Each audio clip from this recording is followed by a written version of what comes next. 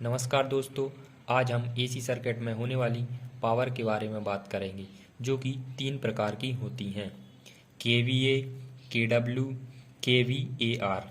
KVA kilo volt ampere power, KW kilo watt power, KVAR reactive kilo volt ampere power.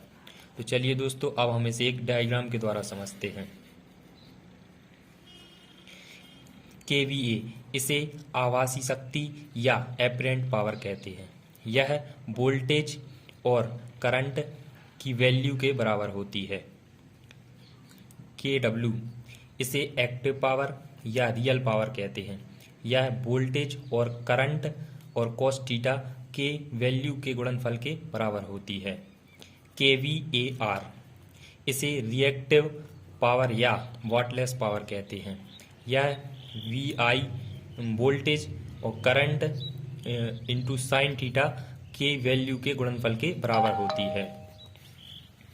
अब तो चलिए दोस्तों, अब इसे हम अलग अलग समझते हैं। केवीए, यह पावर वह पावर होती है जो कोई मशीन इनपुट के द्वारा लेती है, जिसे एपरेंट पावर या आभासी शक्ति कहते हैं। इसे हम सूत्र के द्वारा समझते हैं। KVA is equal to KW plus KVAR. यह केडब्ल्यू और केवीएआर के योग के बराबर होती है। इसे हम एक उदाहरण के द्वारा समझते हैं। ये कोई एक मोटर है। इसमें 3 phase supply R Y B दी जाती है। यह मोटर 100 वाट की पावर लेती है। माना यह मोटर 100 वाट की पावर लेती है और आउटपुट ये 100 वाट की पावर लेती है, जो इसकी क्या कहलाएगी? KVA, kilo volt ampere power कहलाएगी। तो चलिए आगे अगले टॉपिक को समझते हैं। केडब्ल्यू, किलो वाट, यह वह पावर होती है जो मशीन या मोटर आउटपुट में दिए गए कार्य के बदले लेती है, जिसे एक्टिव या रियल पावर कहते हैं। इसे सूत्र द्वारा समझते हैं। KW is equal to KVA minus KVAR. यह किलो वोल्ट एम्पियर और kilo volt ampere reactive power के अंतर के बराबर होती है। इसे भी इस उदाहरण के द्वारा समझते हैं।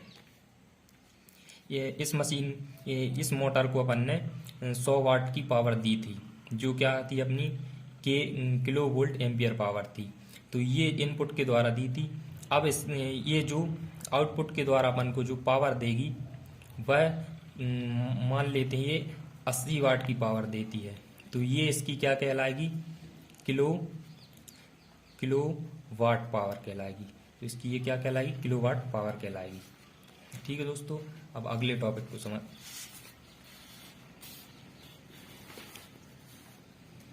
केवीएआर, यह वह पावर होती है जो कोई मशीन पावर फैक्टर इकाई से कम होने के कारण इनपुट के द्वारा ले लेती है, लेकिन आउटपुट के रूप में नहीं देती।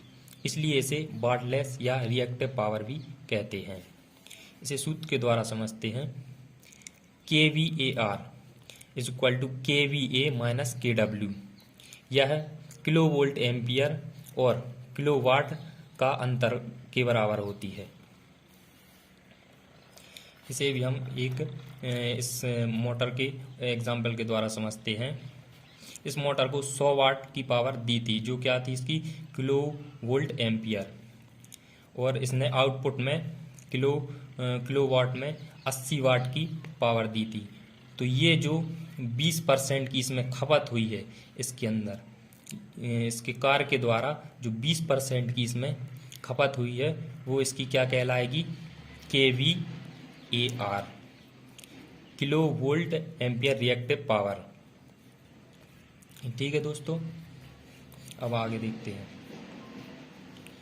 पावर फैक्टर 1 होने पर kilo volt ampere is equal to KW और केवीएआर का मान 0 होता है। इसे समझते हैं। जैसे माना पावर फैक्टर 1 है, किसी मोटर का किसी उपकरण का पावर फैक्टर 1 है, ठीक है। कोई उपकरण जिसका kilo volt ampere power 25 volt है, ठीक है।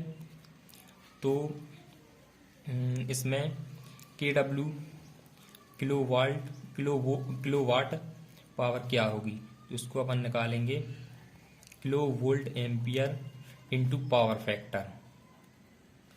तो ये कितना था 25 इंटू 1, तो क्या आ गई किलोवाट पावर क्या आ गई 25, और ये कितनी थी किलो वोल्ट एम्पियर पावर क्या थी 25। तो KVA is equal to KW, यही इस नोट में कहा गया है। पावर फैक्टर 1 होने पर किलो वोल्ट एम्पियर बराबर KW, ठीक है। और KVAR का मान 0 होता है। अपन ने इस सूत्र में पढ़ा था कि KVAR is equal to KVA minus KW, ठीक है। तो KVA क्या है 25 माइनस KW क्या था 25, ये क्या आ गई 0। तो KVAR क्या है 0, इसमें क्या क्या आ गया, और KVAR का मान 0 होता है। तो ठीक है दोस्तों, यह जानकारी आपको शायद पसंद आई होगी। यदि ये वीडियो अच्छी लगे तो चैनल को सब्सक्राइब कर देना और लाइक कर देना और शेयर कर देना।